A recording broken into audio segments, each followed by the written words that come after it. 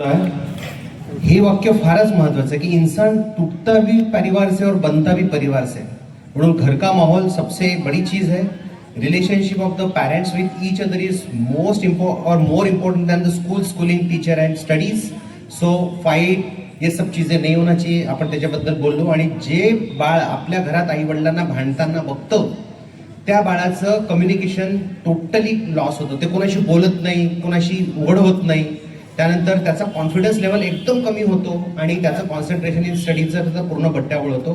So ज्या पॅरेंट्समध्ये आपसात जमत नसेल आणि त्यांची भांडणं होत असतील, तुम्ही त्या बाळाच्या समोर अजिबात एकमेकांसमोर डोळे वटारू नका, आदळापट करू नका, मला तुझं आवडलं नाही हे दाखवू नका, भांडणाचा तर विषयच येत नाही।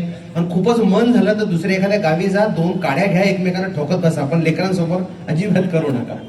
आणि तुम्ही एक लक्षात ठेवा की जेव्हा केव्हा तुम्ही तुमच्या बाळांच्या समोर असता तर you are the role model for your kids. म्हणजे जगातली सगळ्यात खरी जी त्याला आवडणारी लेडी असते ती त्याची मम्मी आणि त्याला आवडणार जे असतात ते त्याचे पप्पा। So sharing everything between the husband and wife, caring for each other and doing daring for the जे फोर्टकमिंग गोष्टी आहेत त्याच्यानुसार तुमचं आयुष्य असतं। आणि एक खूप छान वाक्य की कोणाचं पण लेकरू कसं आहे कसं ओळखायचं, तर नवरा बायकोचे रिलेशन कसे आहेत त्याच्यानुसार ते बाळ आहे। Very simple. तुमचे रिलेशन खराब आहे म्हणजे तुमचं लेकरू खराब आहे, तुमचे रिलेशन चांगले आहे म्हणजे तुमचं बाळ चांगलं आहे। Very simple. तर जीवनाचा एक मंत्र आहे, एक वाक्य खूप जणांच्या असं वाटत असते की जो भी मेरे पास है वो सब बकवास है। That is absolutely wrong.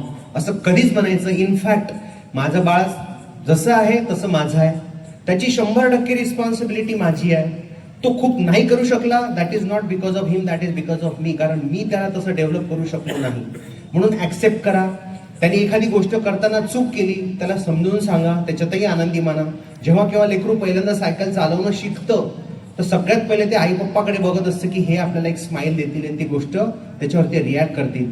So उसने अच्छा करो चाहे बुरा करो, उस चीज को एक्सेप्ट करो, रिस्पॉन्सिबल पेरेंट्स बनो। आणि आयुष्यामध्ये मेरे पास जो भी है वो बकवास है असं म्हणण्यापेक्षा जो भी मेरे पास है वो मेरे लिए खास है असं म्हणायला शिकायला पाहिजे। मग चाहे अपने मम्मी पापा इलिटरेट हो, आपली पत्नी काही काम न करणारी किंवा हाऊसवाईफ असो, किंवा ती कुठली टीचर कुठल्याही जॉबवर असो, तिचा स्वभाव जसाही असो, जो भी आपके पास है वो इसलिए आपके लिए खास है क्योंकि आपल्याला आयुष्यच या लोकांसोबत पुढे काढायचं आहे। मग रडत कुढत एखादी गोष्ट खाण्यापेक्षा जर त्याच्यातनं आनंद घेऊन जर आपण ती गोष्ट केली तर निश्चितच आयुष्यामध्ये खूप फरक पडेल। There is something called as inner child healing. म्हणजे आई वडिलांनी रागवलं, मारलं, चिडले, काही केलं तर मुलांना आतून जे फील होतं त्याला ऍक्च्युअली इनर चाइल्ड हिलिंग म्हणतात। हा खूप मोठा टॉपिक आहे, आपण त्याला स्किप करूया। ऍक्च्युअली त्याच्यावर एक सेपरेट सेमिनार घ्यायची गरज पडेल। तर म्हणून आजपासून सगळ्यांनी सुरुवात करूया की माझं मूल जसं आहे तसंच माझा ऍक्सेप्टेड आहे। 100% त्याची माझी जी जबाबदारी आहे। आणि एखादं लेकरू तुमचं अपयशी झालं तरी त्याला न रागवता, त्याला न चिडता त्याला हे समजून सांगता आलं पाहिजे की बेटा नो प्रॉब्लेम, क्योंकि स्पोर्ट्समॅनशिप शुड बी देअर। आज हारेंगे तो कल जीते। तुम्ही एक ऑब्झर्व केलं का की जेव्हा आपण वर्ल्ड कप हारलो तेव्हा आपल्या लोकांना किती जास्त टेन्शन आलं, पण तो धोनी, रोहित शर्मा उनको ज्यादा टेन्शन नहीं आता because they are sports people.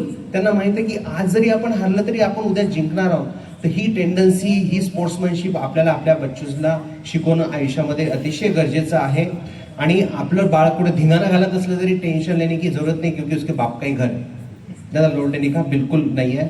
आणि म्हणून एक शेवटी जाता जाता एवढंच आहे की आंब्याच्या झाडावर वाढतात, ते आंब्याच्या झाडासाठी फळ वाढत नसतं, ते जगात येण्यासाठी वाढतं। म्हणून मी माझ्याद्वारे जन्मलेल्या मुलाचा मालक नाही तर मी फक्त माळी आहे। आणि हा आंबा आंब्याच्या झाडावर पिकेपर्यंत चांगला दिसतो, पण तसाच लटकत राहिला तर तो खराब होईल। मूल तसंच आहे, ते स्वतंत्र होईपर्यंत त्याने माझ्यासोबत राहावं आणि नंतर मी त्याला एक चांगला नागरिक बनून जगाच्या स्वाधीन करावं, जेणेकरून तो समाजाचे, देशाचे, जगाचे भले करू शकेल। आणि त्यासाठी मी हा आंबा चांगला बनवावा आणि जगासमोर सादर करावा। कदाचित पालकत्वाचं हेच सार असलं पाहिजे सगळ्यांसाठी। आणि आपण मोठं होण्यात इतके मग्न आहोत की आपले आई वडील म्हातारे होत आहेत हे आपल्याला लक्षातच येत नाही। आणि म्हणून सगळ्या जे बॉयज अँड गर्ल्स आहेत त्यांना सांगायला मला आवडेल कि माता पिता के दौलतपन घमंड करने में क्या खुददारी है, मजा तो तब है दोस्त जब दौलत अपनी हो और माता पिता घमंड करे। तर मला असं वाटतं की तुम्ही तुमच्या बच्चूला शिकवा की who is the bestest person in the world. रोज सकाळी एकदा म्हणायला शिकवा, आणि he is nobody else is but तुमचं स्वतःचं बाळ। त्याने म्हणलं पाहिजे की I am the best, that's all. म्हणून आतापासून सगळ्यांचा मंत्र चेंज करायचा, जो भी मेरे पास नहीं है वो सब बकवास, करेक्ट? जो भी मेरे पास नहीं है वो सब बकवास है, और जो भी मेरे पास है वो एकदम खास है. So everybody should love their family, should love their spouses, they should love their kids. कारण की अगर त्यांचं आयुष्य तुम्ही नाही बनवलं तर तुमचं म्हातारपण खूप वाईट जाणार आहे. आणि जाता जाता एकच सांगतो, ह्या कार्यक्रमाचे खरे सूत्रधार जर कोण असतील तर डॉक्टर अभिनय नहाते.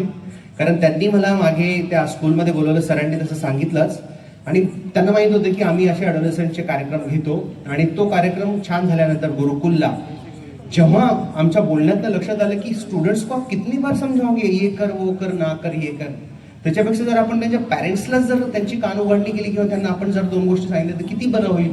आणि काहीतरी 1-2 इन्सिडेन्सेस आपल्या इथे झाले म्हणून टायगर फोर्स आणि बाकी सगळं टीचर जे आहेत, सगळे प्रिन्सिपल्स आहेत, त्यांनी मिळून हा कार्यक्रम इथे आयोजित केला.